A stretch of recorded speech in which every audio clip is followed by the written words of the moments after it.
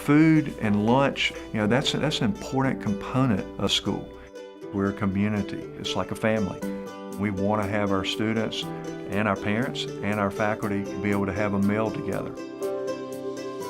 Our girls are really proud of their lunch program. When we have visitors to the school, prospective students, they are delighted to tell them, wait till you see what we have for lunch.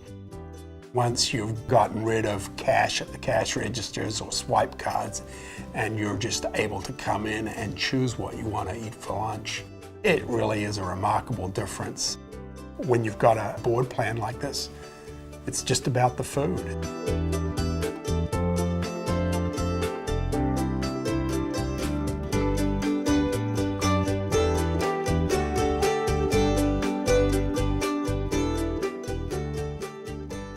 When we started SAGE in 1990, the mantra at the time was food court. Colleges, followed by schools, were dismantling their community-inclusive programs and instead creating a retail concept. But if you look at what that ended up being, that was fast food. It was fast food every day of the year. And you can't eat fast food that much. The retail program menu is driven by the children because they're the ones with the funds and they are voting with the dollars. And kids aren't going to spend money on something they've never tried. They're going to spend money on stuff they know. And yet, retail cafeterias cost families real money for a less acceptable product and a less diverse menu. We believe that in the vast majority of circumstances, community-inclusive programs are the superior way to go for every school.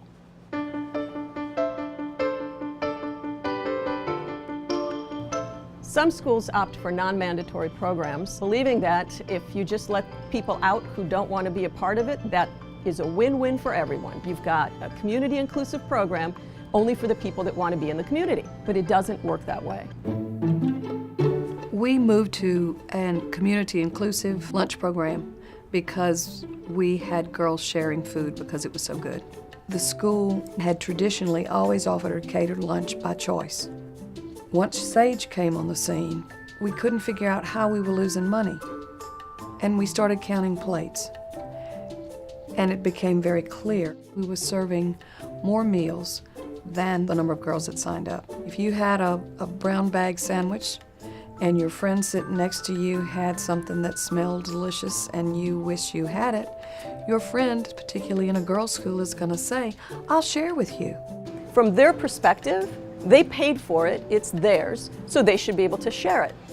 Unfortunately, the sharing factor then causes your cost to rise, which then just exacerbates the whole cost of the program, and once again, you're in that negative spiral. By moving to community inclusive, the economy of scale allowed us to lower the price of what we were charging for lunch. We also found we're able to offer a much greater variety of everything.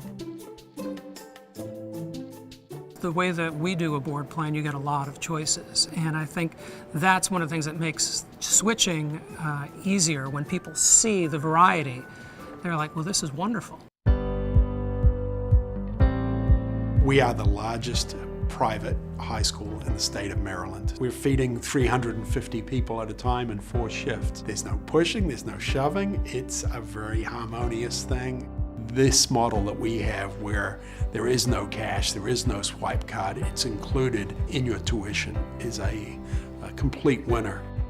We have students who are gluten intolerant or who are vegetarian. They've got a lot of options every day. People love freedom of choice, and that's what they get.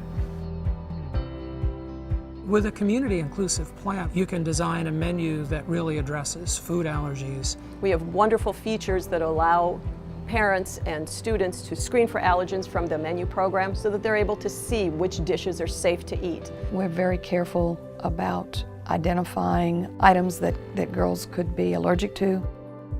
It's not, gee, we feel sorry for you that you're gluten intolerant. Here's the one thing you can eat today. It doesn't work like that. They've got a lot of options every day. At a retail account, you know you have the staples, a hamburger, hot dogs, french fries.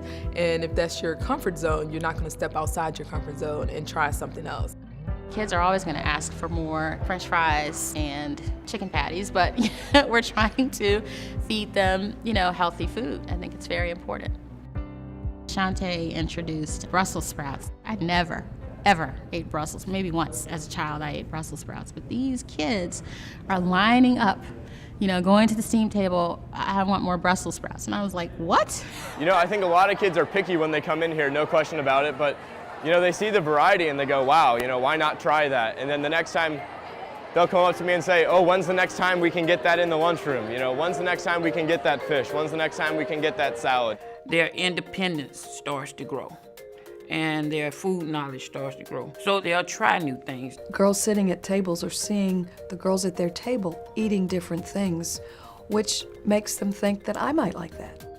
I mean, our girls are eating eggplant, broccoli, Brussels sprouts. It's really amazing. When Kevin, our admissions director, asks people at open house what was the best part of the day, a lot of them will say the food. Food was the best part of the day. And students are very satisfied, and staff are satisfied too. One of the things that we can do to make the job more attractive is offer the benefit of free lunch for all employees. People like that. The food is something I never get complaints about, and that makes me happy. Community inclusive programs have a wonderful feature. They provide us with a backdrop to do a lot of education in the dining hall. The Spotlight program is a great tool to teach kids how to make wise food choices. Every item that's on the servery is labeled with a dot, green, yellow, and red, indicating its relative level of healthiness and the amount of space that it should occupy on any student's plate. We're not the food police. They're going to make their own decisions, but with the right educational tools and with repeated exposure, they make better choices. If we can help our students start healthy eating habits with great food, that's part of our education process too. Connie really does a great job of tying what she does in her class to what we're serving here in the cafeteria. We play a little game and we say what is being served, and this is a red food, so that means kind of take one. So we're eating this. Would this be a green, a yellow, a red? Vegetables and fruit you can have unlimited. And then what makes something yellow? What makes something red? So they make good choices when they go out and eat. One of our programs at SAGE is called Educational Seasonings. Special events that happen once a month that introduce students to new cuisines from different countries, new ingredients, methods of food preparation. We created some dishes that they might have seen during the first Thanksgiving. It's really interesting to see how many kids are brave enough to go and taste the different foods that they see. And then I also have a lot of parents come back and say, my kid is now eating quinoa, thank you so much, and can I have your quinoa recipe, because now my kid, that's all he wants to eat, so that's exciting. With community inclusive programs, we can run things like educational seasonings, and you don't have to charge extra for it because everyone's part of it already.